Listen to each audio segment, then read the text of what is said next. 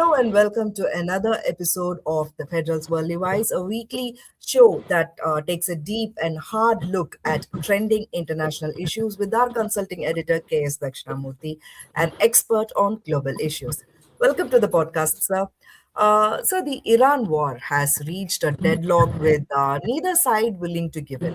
At the heart of it is a question that is rarely asked. So, is Israel actually gaining from this conflict? So, let me put it forward in another way, sir. So, why has Israel been so eager to attack Iran? The issue started sometime in 1979 after the Iranian Islamic Revolution. Until then, yeah, Israel had a very good relationship with Iran during the reign of the Shah of Iran. So until that, Israel was very close. So 1979 caused a rupture in relationship between Iran, the US, and Israel.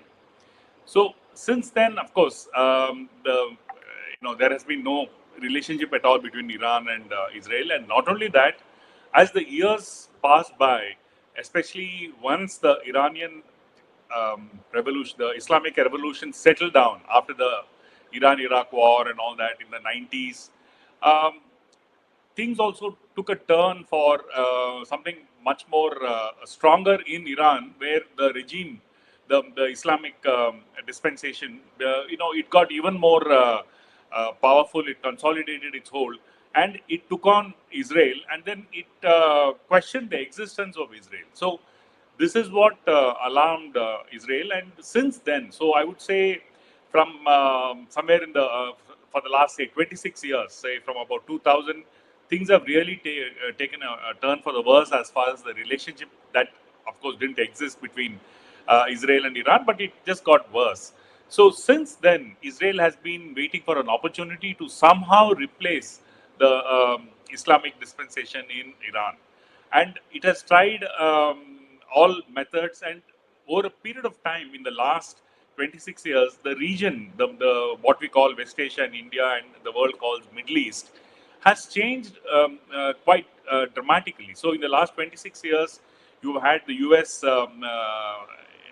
invading Iraq and changing the face of the Arab world, and the Middle East. So what has happened is that over a period of time, the Iran-Israel relationship has got from bad to worse.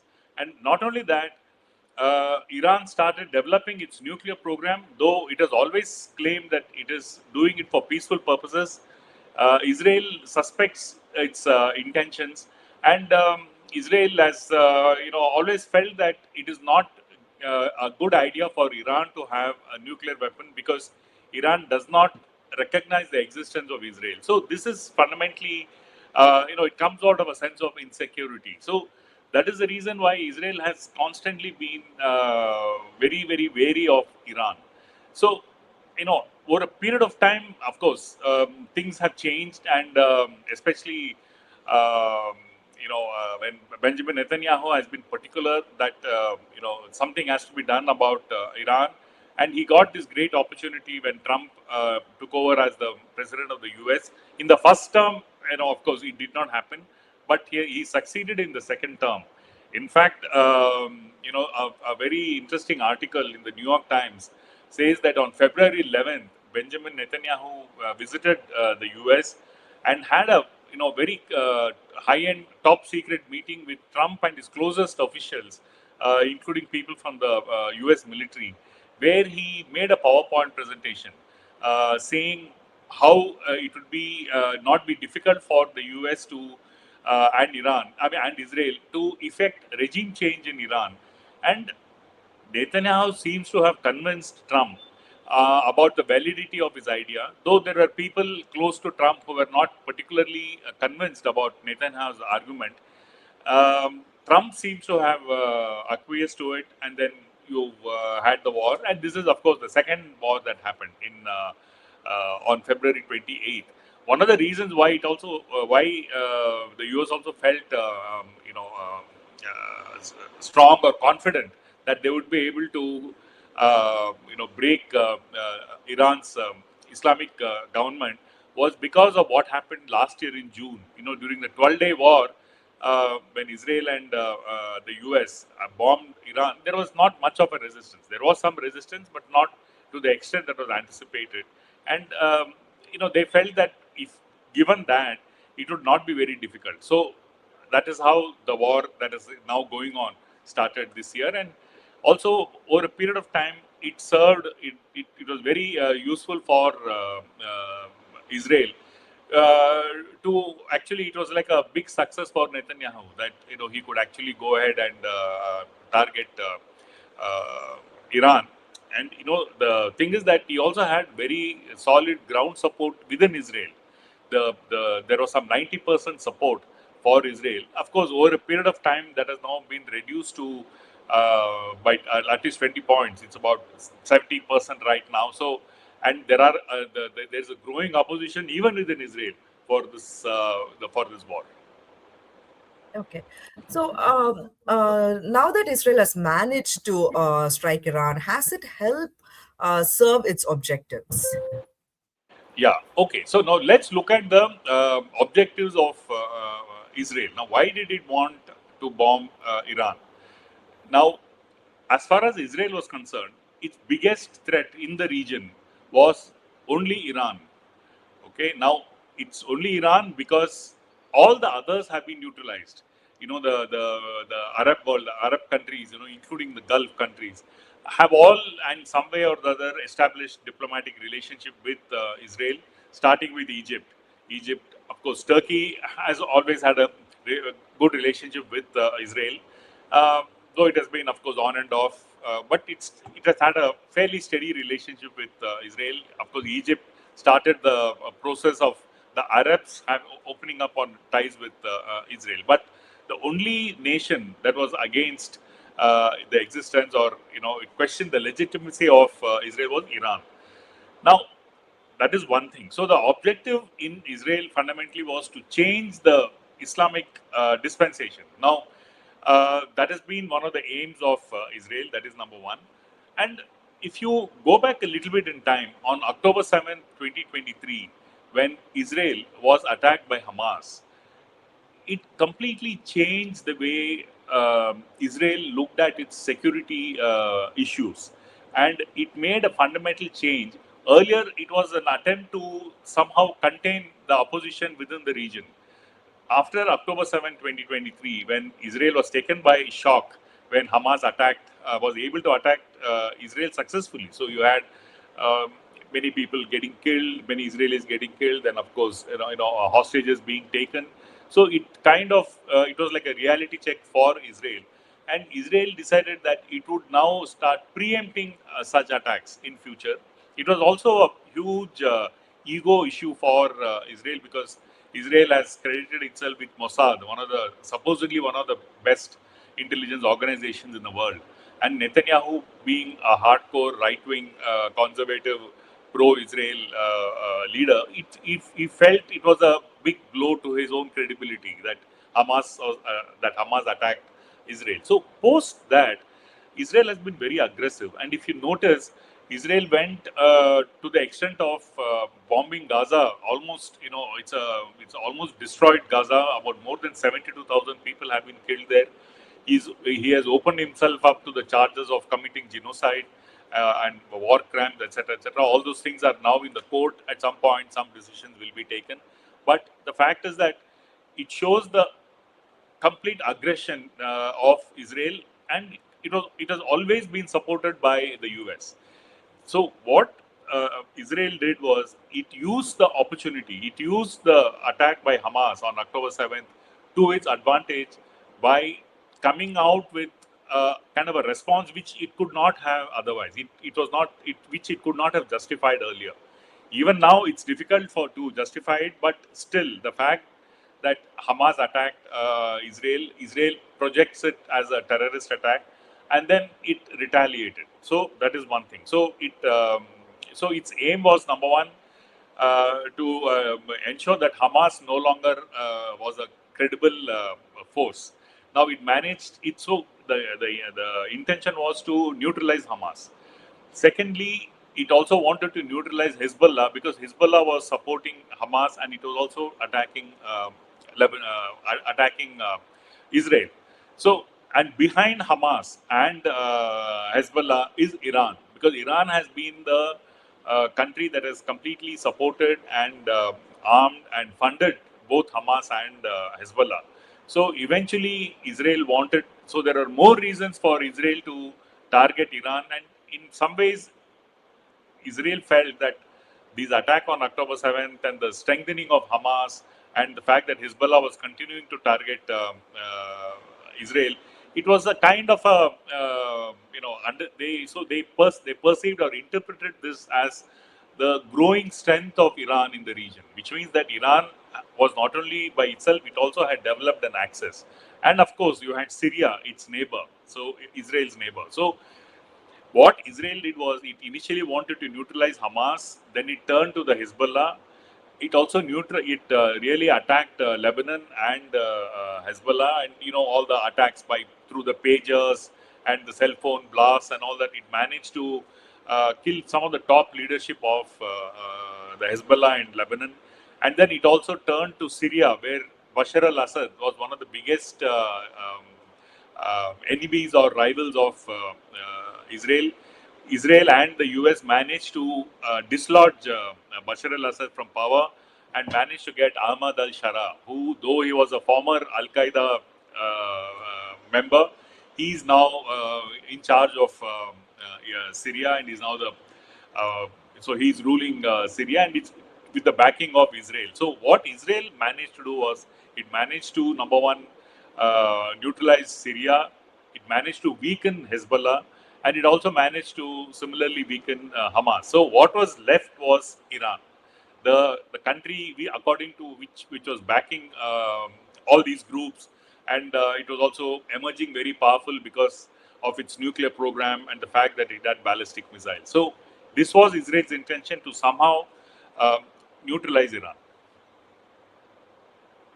Okay, and you now clearly said the objectives of Israel in that region, sir. So, will this strike actually have a bearing on Israeli-US relationship? Well, so before we come to that, whether it will have a bearing on U.S.-Israel relationship, we should look at whether the existing strategy of Israel has worked or not. For instance, for it's nearly 2 months since the war started, the current round of fighting. Has Israel managed to unseat the Islamic government? No. In the in last June, when Israel and the US attacked Iran for 12 days, after that the fighting ended, and both Israel and the US claimed they had completely destroyed um, Iranian defenses. Its nuclear program was completely demolished, etc., etc. So, did that happen? Now it looks like those were just claims that were not true, entirely true. Of course, there was some damage that was done, but not to the extent of neutralizing Iran. So, what it has basically done is it has dragged what the US expected to be a very short war. The US and Trump thought that it would be this attack would last a few days, maybe a couple of days, or maybe at the most a week. They never expected that Iran would retaliate in the manner they did. That is number one. Number two, they didn't expect Iran to internationalize this issue by coming up with a strategy that was most unexpected. Or even if they had planned for it, they did not imagine that Iran would actually do it. Which is that it internationalized um, uh, the war. What it did was it targeted U.S. military bases, and not only military bases, all big U.S. interests in the Middle East, in the Gulf region were targeted. They have been attacked. So these were issues that both Israel and the U.S. did not take into account.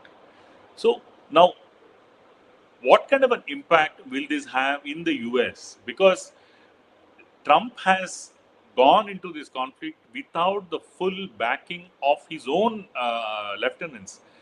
For example, you will find that many top officials in the Pentagon have resigned. In fact, the latest was the naval chief who has been asked to go. So you find that there has been a lot of, it has not been a very comfortable journey for Trump. He has managed to kind of, Even at the push him. beginning, we saw reports of how he did not. Even at the beginning, we saw reports of how he did not get congressional approval to go forward Exactly. with this. Exactly. So he got no approval from the Congress. He had no support from most of his people, including the Vice President J.D. Vance, who was constantly opposing this kind of an attack. So, with all this, if the US and Israel do not achieve their purpose, strategic purpose, it will definitely have an impact on US relationship with Israel, because people in the US will start asking questions. Why should the US do the bidding of Israel, and how does it help the US? Because number one, the US was never under any threat from Iran. Okay, so it was Israel which was constantly feeling the heat.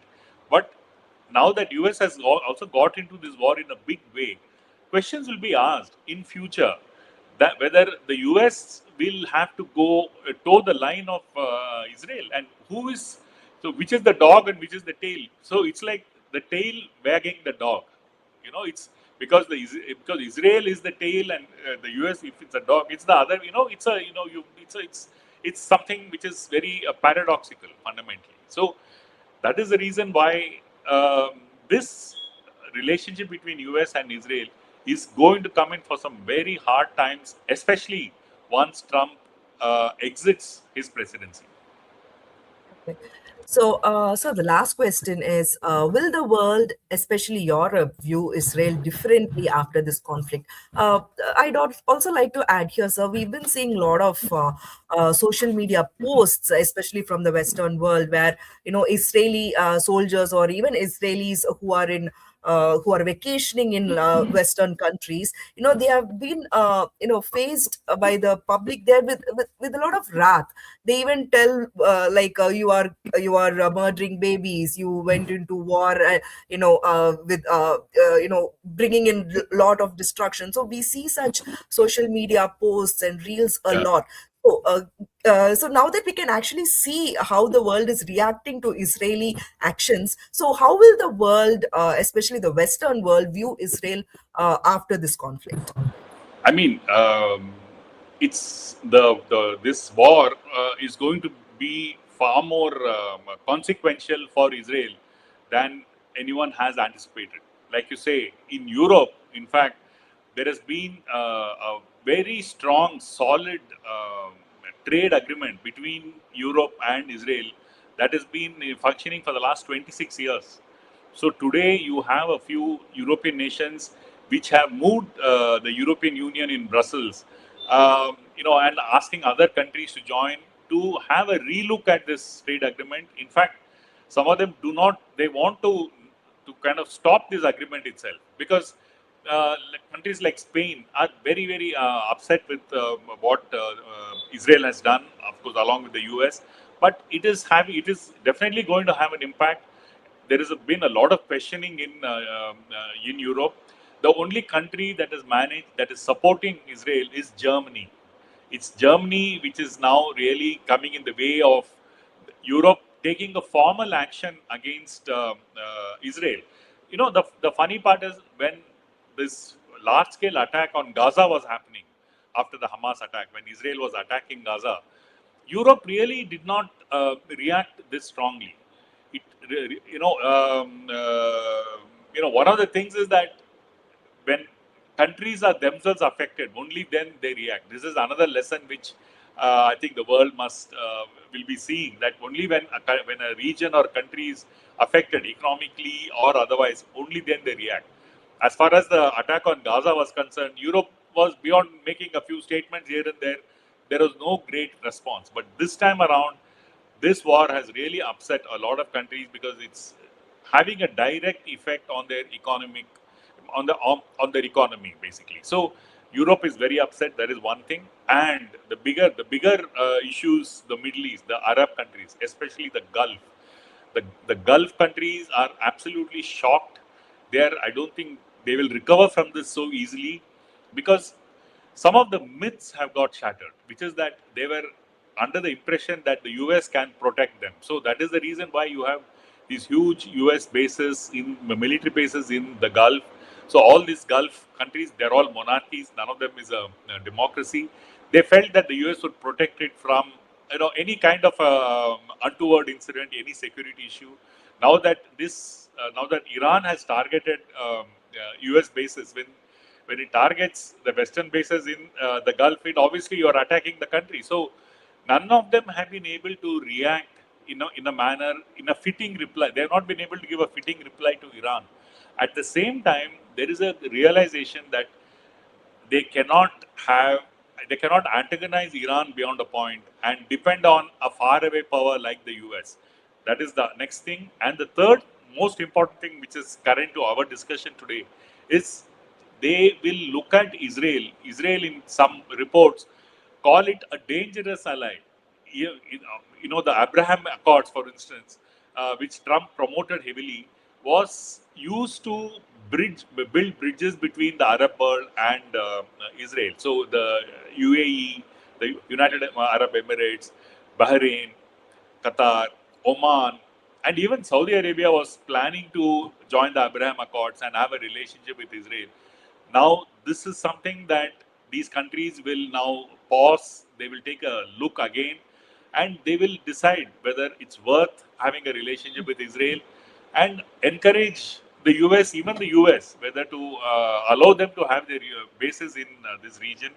In fact, looking at the situation, the Iranian president, Masoud Pezeshkian, even suggested that henceforth the region should have its own security network, its own security apparatus, which they will have to, so that it shows that being united, being together, nobody can touch them. So this is the kind of a view that Iran is now promoting, and there may be takers within the Gulf countries, which was unthinkable some time back. But this war is changing things in a manner which is going to be far more than what we can see. And these are some of the what I've mentioned here is some of the things that can happen in the immediate medium term. In the long term, of course, things can change, but it's still going to take a very long time for Israel to really come clean and explain why they have done what they did as far as Iran was concerned. And Lebanon, they have now occupied Lebanon, and so they are now trying to, there has been a massive demolition drive that is going on in Lebanon. So Israel is continuing to be super aggressive in the region, and the effects of this, well, we just have to wait and see. Okay. Before we conclude, sir, we have a comment from a viewer who has commented on when we were talking about U.S.-Israel relationship. He has commented something. Let me read that out. Jewish lobby which donates election fund in the U.S. will continue to underpin U.S.-Israel relationship. So, would you like to respond a couple of minutes about on this? Oh yes, definitely. Because now that there is a kind of a doubt that is there as far as the U.S.-Israel relationship.